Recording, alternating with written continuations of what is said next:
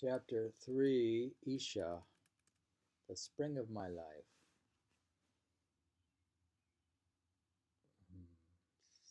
Chapter 3. Several people told me a story about some folks who heard heavenly music at 2 in the morning on New Year's Day.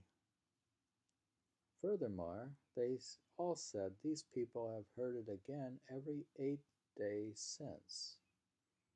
They described exactly when and where each hearing occurred.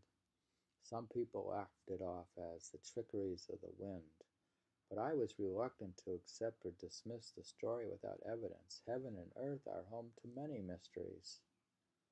We all know the stories of dancing girls who pour the morning dew from high above, perhaps the spirits who observed from the corridors of the heavens, seeing a peaceful world, called for music to rejoice.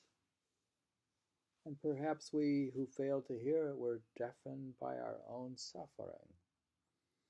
I invited a few friends to visit my hermitage the morning of March 19th, and we spent the whole night listening. By the time first light broke in the east, we'd heard nothing. Then suddenly we heard singing from the plum tree outside a window. Poem, just a bush wobbler, to sing morning lotus sutra to this suffering world. Wanting to welcome the visiting bush wobbler, I swept the garden. In falling spring rain, the innkeeper assigns rooms even to the horse. Oh, little sparrows, mind your place, be careful there. Lord Horse passes through. In hazy spring mist, sitting inside the great hall, not a hint of sound.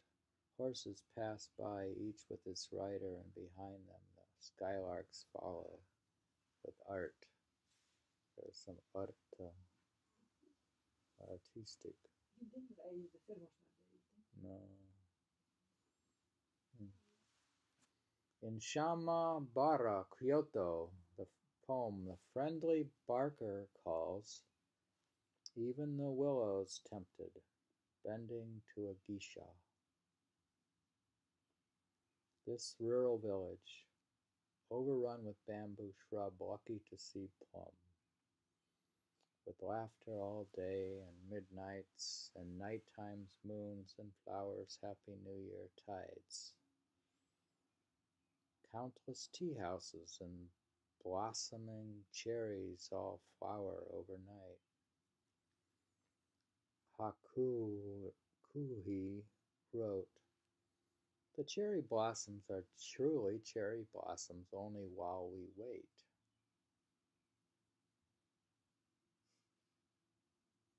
I mark passing time, beating straw to weave beneath this cool summer moon. This is composed on Buddha's birthday, which is April 8th, 1819. Today is April 7th, and tomorrow is April 8th. So, this is for Buddha's birthday, written by Isha. Poem, Sweet tea and sweet tears flow wetly over Buddha through the whole spring day. It must certainly be a holiday today, even for the rain. Composed on Buddha's birthday. Poem, Sweet tea and sweet tears flow wetly over Buddha through the whole spring day. It must certainly be a holiday today, even for the rain.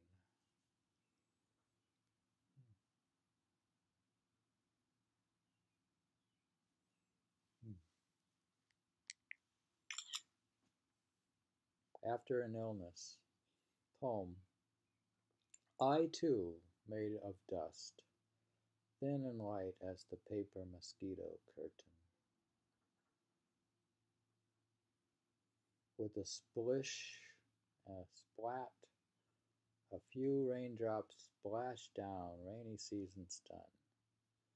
On the street corner, the blind musician dances, fan held high overhead. Playing together, these little baby sparrows among bamboo shoots. Now the rains have gone. Two neighboring houses enjoy spring cleaning.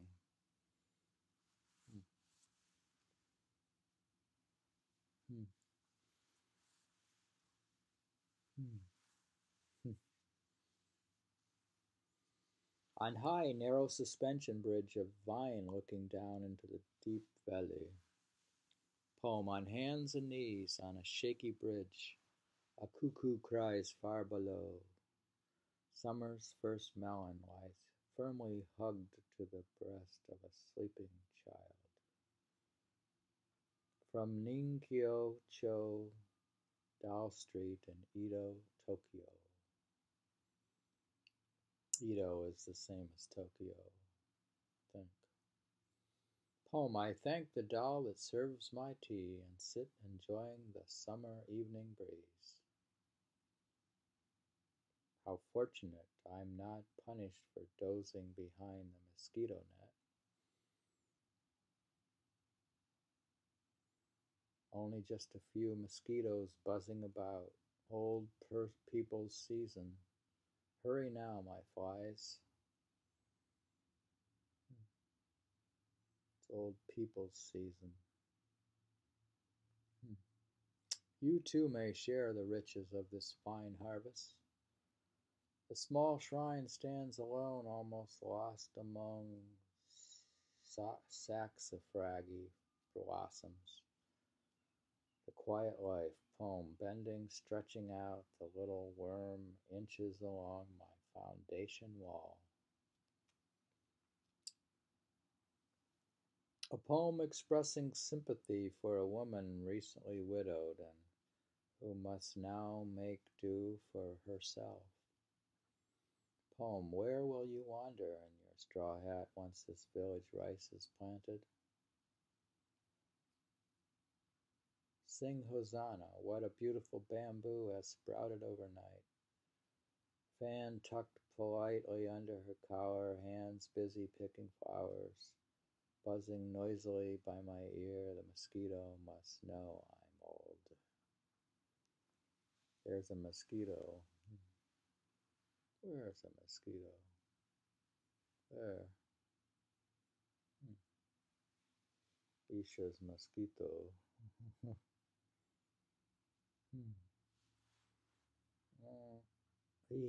It says it's buzzing. What is it? Buzzing by my ear. And then he has a picture of an ear and a mosquito. Takakura Mountain. Hmm. Yeah.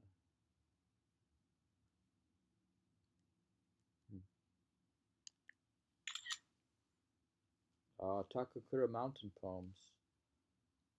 Clear icy water races straight down the mountain and into my tub, whose small hermitage lies just beyond the spring so overgrown with moss. One small mosquito bites hard and again, attacking in silence. Passing through the gate, watch your head, you're enjoying a summer yukata.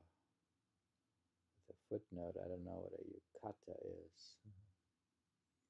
Whacking a thresher, I beat the summer wheat against my house. Poem for a woman peddler in Echiko. After wheat harvest, infant on her back, she cries, "Sardines, sardines." A cut bamboo sprout, were it not for hungry men, I would have blossomed.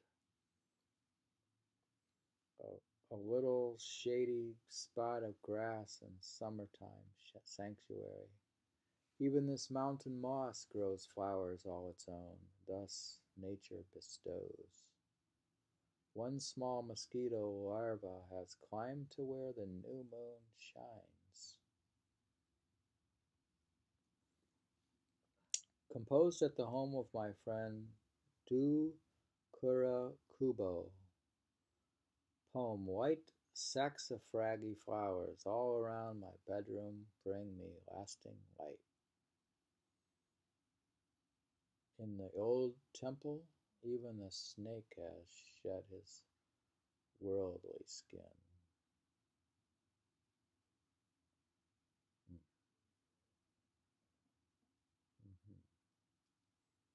Now it's chapter 4. I find the last one. In the old temple, even the snake has shed his worldly skin. One before. The white sacks of froggy flowers all around my bedroom bring me lasting light. That one? Mm-hmm. White saxifragi flowers all around my bedroom bring me lasting light. Good? Any comment? Do you like the poet? Mm, I think I have to stop because it's the end of chapter 3. I could go on. Chapter 4. I finally decided to visit the far north country, thinking it would be good for my haiku. That's sort of like Basho. Of course, he's kind of following Basho. This is Issa, Issa. When I'd filled my pack and shouldered it over my monk's robe and slipped my beggar's bag around my neck, I was astonished to see that my shadow looked exactly like the image of the eminent recluse and Zen poet Saigyo, Saigyo, 1118 to 1190. That's a pretty ancient poet. That's quite a few years prior. He's a Zen poet. We should read him. This observation shamed me when I thought how different his mind from mine. He was fresh, pure, and white as snow, whereas my mind is still dark and wind-blown as my sleeves.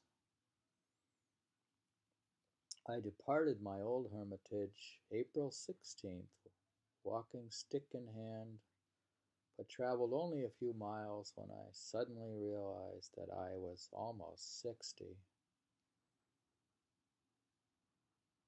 Like the moon sinking in the western mountains, my life, too, approaches its final hours.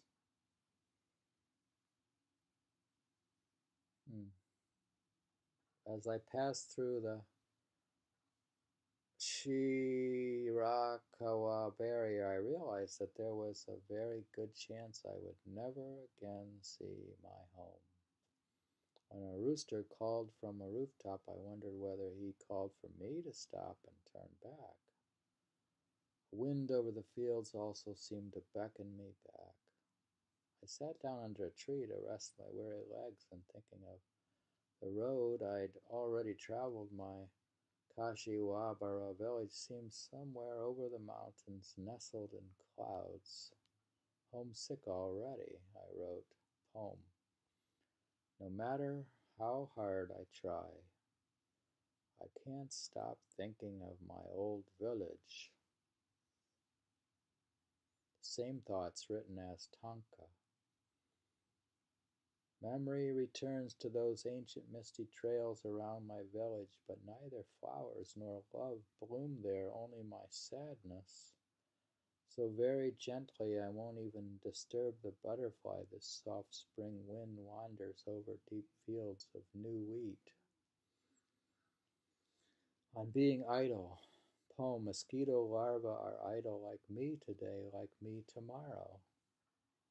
Life is brief, desire infinite. Poem. So many breezes wander through my summer room, but never enough. Mornings, the flat farmer studies his green rice fields, sown with devotion. That's the poems from the Spring of My Life by Isha, the Sam Hamill translation.